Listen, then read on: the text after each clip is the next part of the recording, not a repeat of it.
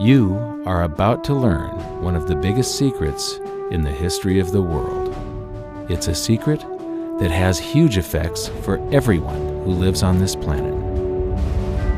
Most people can feel deep down that something isn't quite right with the world economy, but few know what it is. Gone are the days where a family can survive on just one paycheck. Every day it seems things are more and more out of control, yet only 1 in a million understand why. You are about to discover the system that is ultimately responsible for most of the inequality in our world today. The powers that be do not want you to know about this, as this system is what has kept them at the top of the financial food chain for the last 100 years. Learning this will change your life because it'll change the choices that you make. If enough people learn it, it'll change the world because it'll change the system. For this is the biggest hidden secret of money. Never in human history have so many been plundered by so few, and it's all accomplished through this, the biggest scam in the history of mankind.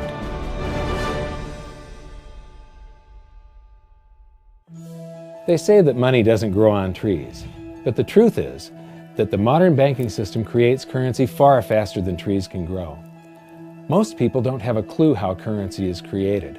Economists and bankers make it sound so complex that people think they can't understand it. But I'm going to strip our monetary system down to its essence so that you can see the scam behind the curtain and just how it affects you.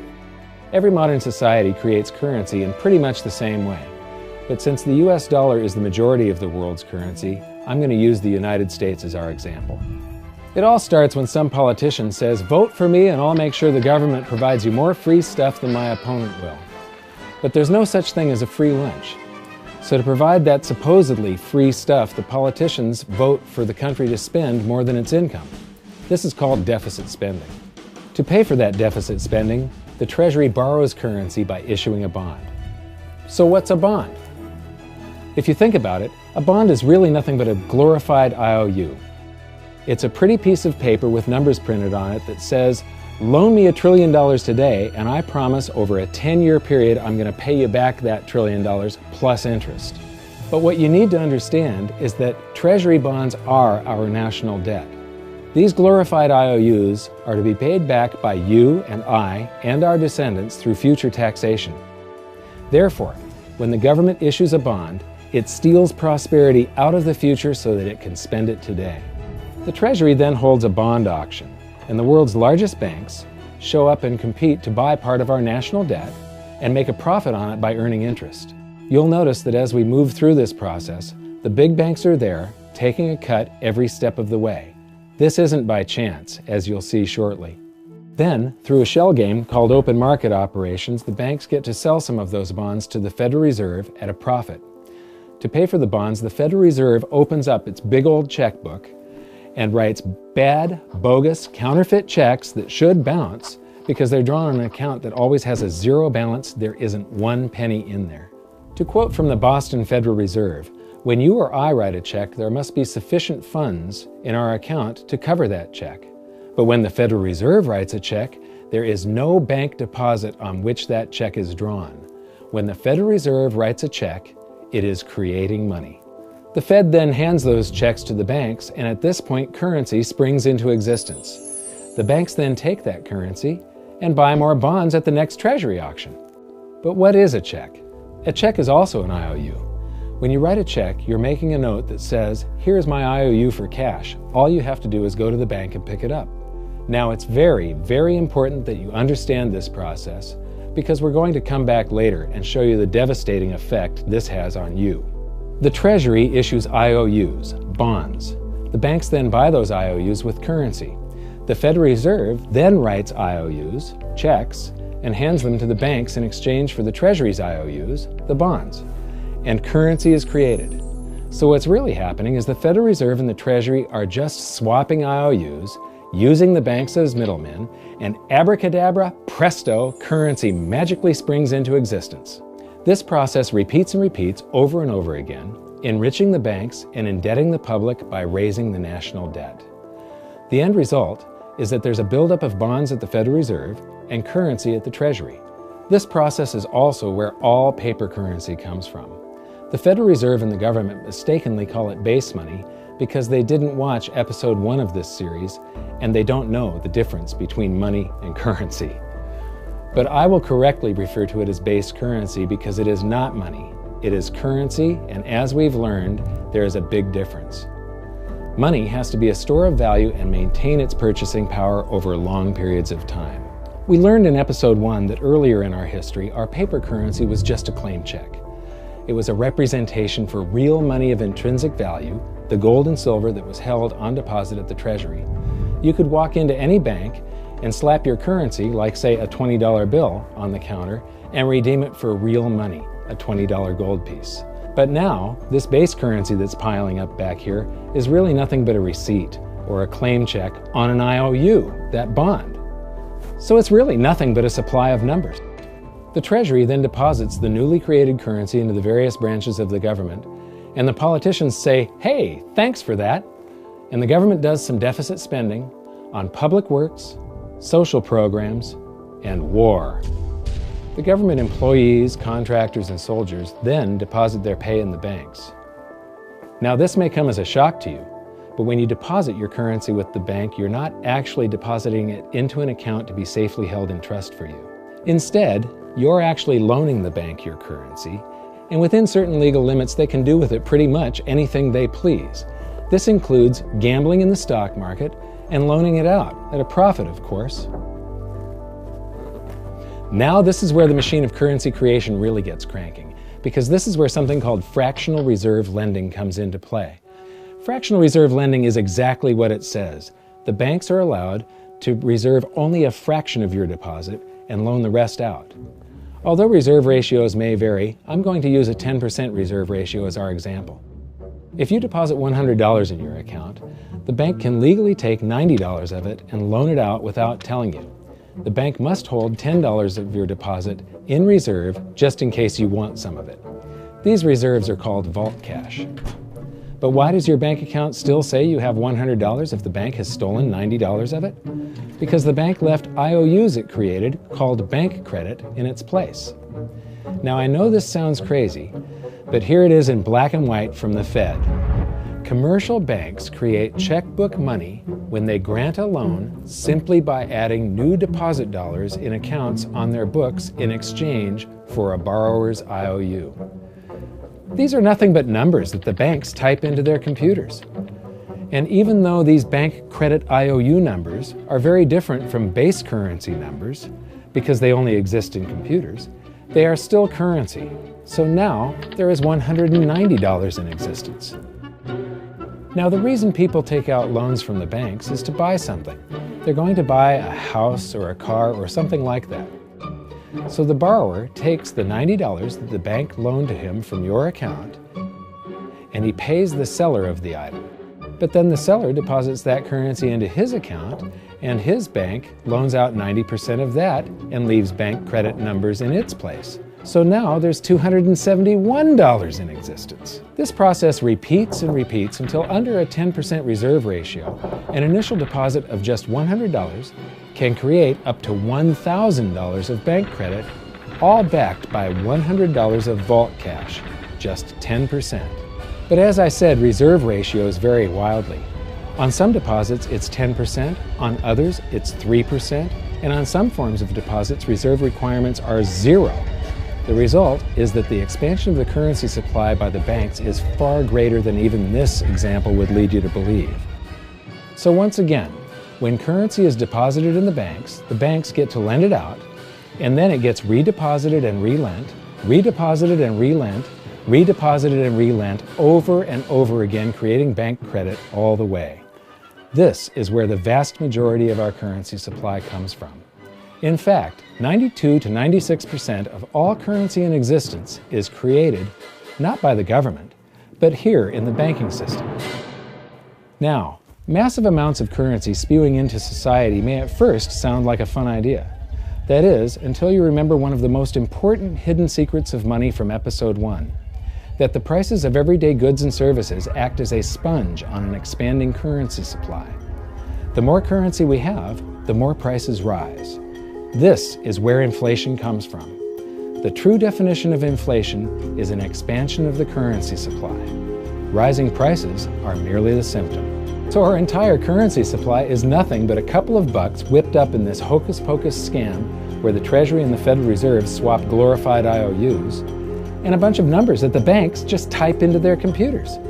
That's it. That's our entire currency supply. It's nothing but a supply of numbers. Some of them printed, most of them typed, and there is nothing else.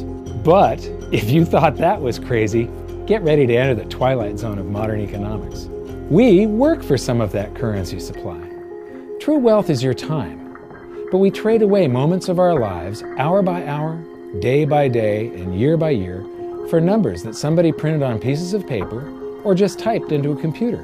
Now those numbers represent our blood, sweat, tears, labor, ideas, and talent. We are what gives the currency its value. But here comes the really cruel joke. We work hard so that we can save some of that currency, so that we can pay the tax collector. In the United States, it's known as the IRS. They then turn it over to the Treasury so that the Treasury can pay the principal plus interest on that bond that the Federal Reserve bought with a check drawn on an account that has nothing in it. Now let's do a recap on this section, because this is where the system begins to rob you and I on a massive scale. Much of our taxes are not used for schools, roads, and public services, but to pay interest on bonds that the Federal Reserve bought with a check drawn on an account that has nothing in it. The Federal Reserve is committing fraud. But here's one of the biggest secrets of them all. Before the establishment of the Federal Reserve, there was no need for personal income tax. The Federal Reserve was created in 1913, and that very same year, the Constitution was amended to allow income tax. Do you really think this was just a coincidence? Ask yourself how much income tax you've paid over your lifetime. Much of it has been silently siphoned away into the hands of those who own the system. Yes, this system has owners.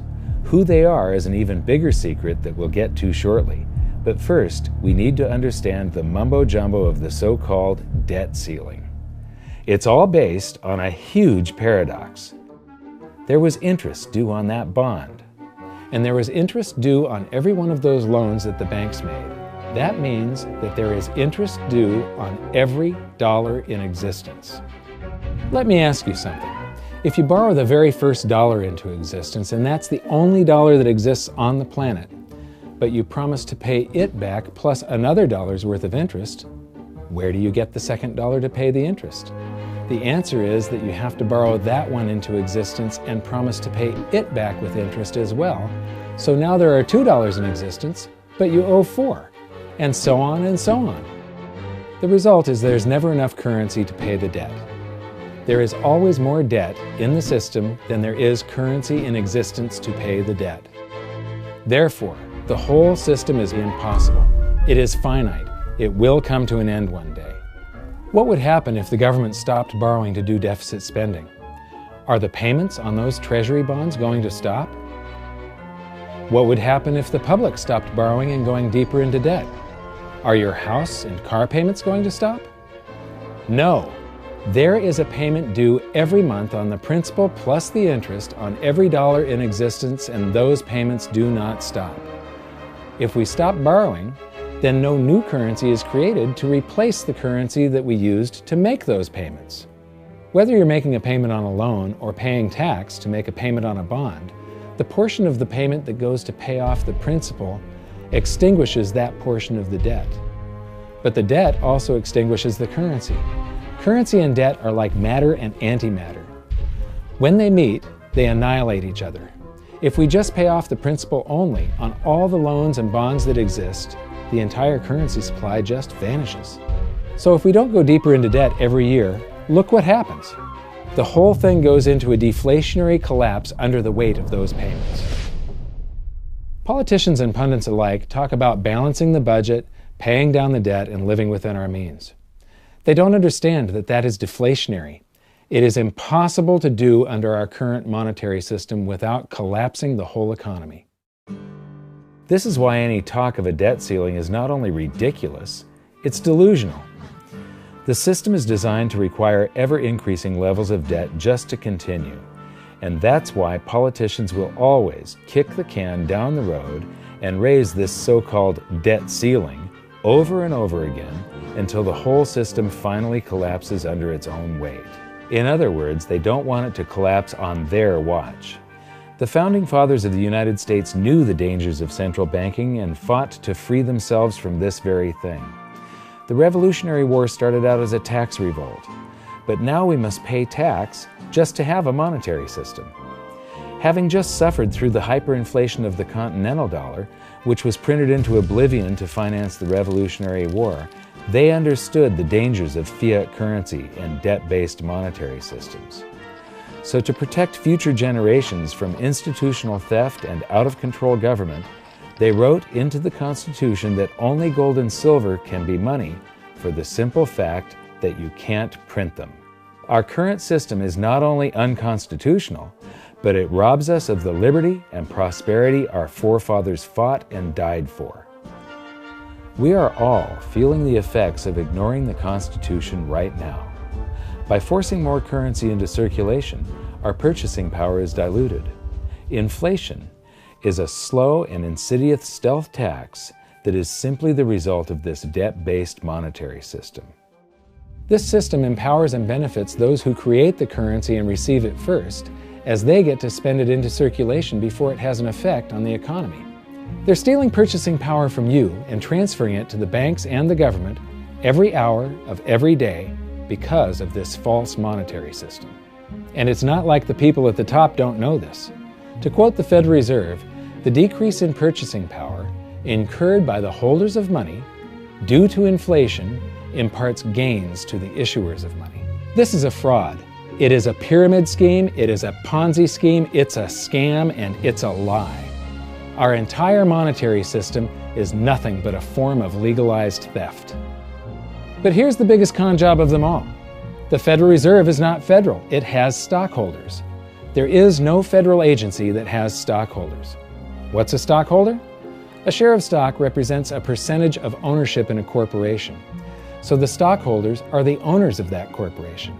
Therefore, the Federal Reserve is a private corporation with owners. And you can see it for yourself if you go to the Federal Reserve's website, and it will say, the stockholders receive an annual dividend of 6%. Now we know that the stock in the Federal Reserve was originally issued to the largest banks in the United States. But because of mergers and acquisitions through the years, you can't actually trace who owns the stock in the Federal Reserve. That's a very closely guarded secret. My guess would be that the owners are those primary dealers, the banks that get to make a profit by selling part of our national debt, those bonds, to the Federal Reserve, who buys them with a check from nothing. Then we pay tax to pay the principal and the interest on those bonds so that the Federal Reserve can pay the banks a 6% dividend. Don't be alarmed if you don't quite comprehend the deception of this system at first glance. Very few people do. It is purposely complex. The economist John Maynard Keynes once wrote, "By this means, government may secretly and unobserved confiscate the wealth of the people, and not one man in a million will detect the theft." I believe that presented correctly, anyone can understand this system, regardless of how complex it is. So let's do a recap and break it down even more. The way the system works is that, step 1, the government creates glorified IOUs. These bonds increase our national debt and put the public on the hook to pay it back. Step 2, IOUs are swapped to create currency. The Treasury sells the bonds to the banks. The banks then turn around and sell our national debt at a profit to the Federal Reserve, which they probably own. The Federal Reserve then opens its checkbook that doesn't have a penny in it and buys those IOUs with IOUs that it writes, checks, on a checking account that has a zero balance. Then they give those checks to the banks and currency just springs into existence, and then the whole process repeats. This results in a buildup of bonds at the Federal Reserve and currency at the Treasury, which is really just a supply of numbers. The Treasury then deposits the numbers in the various branches of the government, and we get to step 3. The government spends the numbers on promises, public works, social programs, and war. Then the government employees, contractors, and soldiers deposit their pay into the banks. And we get to step 4, where the banks multiply the numbers by magically inventing more IOUs through fractional reserve lending, where they steal a portion of everyone's deposit and lend it out. That currency gets redeposited, and then a portion is stolen again. And the process repeats over and over, magnifying the currency supply exponentially. Then we work for some of those numbers, which brings us to step 5, where our numbers are taxed. We pay tax to the IRS, who then turns our numbers over to the Treasury, so the Treasury can pay the principal plus the interest on bonds that were purchased by the Federal Reserve with a check from nothing. Then we get to step 6, the debt ceiling delusion. The system is designed to require ever-increasing levels of debt and will eventually collapse under its own weight because politicians always kick the can down the road. They don't want it to collapse on their watch. And finally, step 7, the secret owners take their cut. The world's largest banks own the Federal Reserve. Those banks make a profit selling our national debt to the Fed. They make a profit when the Fed pays them interest on the reserves held at the Fed, and the Fed pays them a 6% dividend on their ownership of the Fed. This system is fundamentally evil. It funnels wealth from the working population to the government and the banking sector. It is the cause of the artificial booms and busts of modern economies, and it causes great disparity of wealth between the rich and the working class. And it is only possible because we no longer use real money, we use currency. But worst of all, it is a form of enslavement. Bond is the root word of bondage. Whenever a government issues a bond, it is a promise to make us pay tax in the future. Nobody asked you if you wanted to pay tax today for the prosperity we all enjoyed in the last century. Nobody is asking our children if they want to work hard in the future to pay for the prosperity we're enjoying now. George Washington once wrote to James Madison, "No generation has the right to contract debts greater than can be paid off during the course of its own existence." By stealing prosperity from tomorrow so we can spend it today, we enslave ourselves and future generations. Now this all sounds pretty bad, but there is great hope, for you are the greatest threat to this false monetary system. This system relies on the public being ignorant of its workings. Please share this knowledge with everyone you know, because an informed public that fully understands the system can build a better future for generations to come. And now I leave you with this quote, widely attributed to a former director of the Bank of England. The modern banking system manufactures money out of nothing. The process is perhaps the most astounding piece of sleight of hand that was ever invented. Banking was conceived in inequity and born in sin. Bankers own the earth. Take it away from them, but leave them the power to create money and control credit, and with the flick of a pen, they will create enough money to buy it back again. But if you want to continue as the slaves of bankers and pay the cost of your own slavery, let them continue to create money and to control credit. This is the Federal Reserve in Washington, D.C. It's located on Constitution Street, and that is just as much of a joke as the New York Fed being located on Liberty Street. Both of them are unconstitutional, both of them limit our liberty, and they transfer wealth away from us every second of every day to the Federal Reserve, to the government, and to the banking sector. You are now among the 1 in a million who can detect the theft of your prosperity. So the big question is, what can you do about it? 1. Watch this video until you can describe and teach it to others. Those who understand this system can make preparations for its unavoidable collapse and protect themselves. History shows that those who don't will probably be wiped out. 2. Share this video with everyone, especially those you care about. All it takes is a mouse click or two to get this message in front of millions. Post this video on Facebook, tweet it, email it to loved ones. Please share it wherever you can. 3. Join the conversation. The current world monetary system is based on a 300-year-old design meant to enrich a few at the expense of the many. There must be a better way. At hiddensecretsofmoney.com, we've created an open-source platform for the design and development of a new world monetary system. We're calling on every economist, every student, every college, every bright mind, and anyone who cares to join the discussion. In educating ourselves and each other, we can prevent the further loss of our freedoms and maybe, just maybe, win some of them back.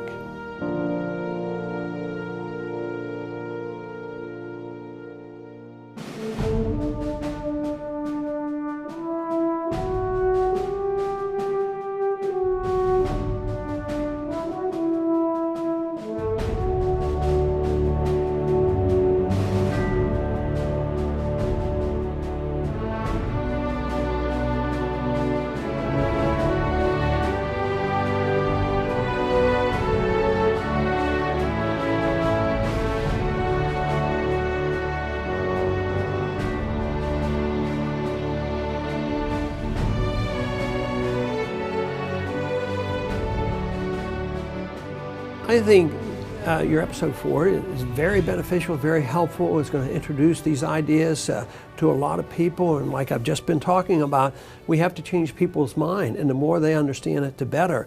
And I think we're at this point now where more people in the last several years, 4 or 5 years, have thought about the Fed than they ever have in the previous 95 years. So I think an explanation and diagrams to show it is very helpful, because quite frankly, they're not going to get it in their grade school. They're not going to get it in their high schools. They're not going to get it in college unless they're in a very rare circumstance to understand how this works. You know, for years before I got involved in really studying gold and some of the things I write and talk about today, I was a monetary economist for decades. You know, in your video, you talk about the primary dealers. I was chief counsel and chief credit officer, one of the largest primary dealers for 10 years. So I had an inside seat on the Treasury market and have the privilege of working with several former vice chairmen of the Board of Governors, Manley Johnson and David Mullins, going back to the 80s and 90s. So I'm very immersed in what you were talking about. And I thought it was extremely accurate, extremely clear. I didn't think you were stretching on any points. It was really like something out of a PhD course, except that it was very easy to understand. I think it's accessible. I think we're seeing a little bit of a revolution in communications in the following sense. You know, as you point out, the Fed was created in 1913. Well, in 1913, there was no web, there was no YouTube, no Twitter. There was really no one to kind of stand up and oppose the Fed or call them out, if you will, or really get into a discussion that everyday Americans could follow. That's not true now with social media and everything else. You can reach out to millions and tens of millions of people and tell them what's going on. I think you've done that. You've done it successfully. I applaud it. I think this is a great video. I look forward to seeing it again. I know millions of people will enjoy it. Well, as we know, the Federal Reserve believes it can create money out of thin air, not realize money is supposed to represent real products and services. And what people don't realize is when the Fed does that, in effect, as Keynes pointed out, it's a form of taxation. It's a form of confiscation. And because people don't see it, the politicos get away with it, but it also undermines social trust. It just is corrosive throughout society. We're going to have a lot of turmoil in the coming years, but it's going to be the kind of turmoil that leads to positive things. So don't despair. Get out there and fight, because the tide is going to turn. This is going to be the status last stand. Thank you. This episode of Mike Maloney's Hidden Secrets of Money was brought to you by GoldSilver.com and the new Silver Pegasus Round. To learn how to protect your family and turn the coming economic storms into opportunity, visit GoldSilver.com.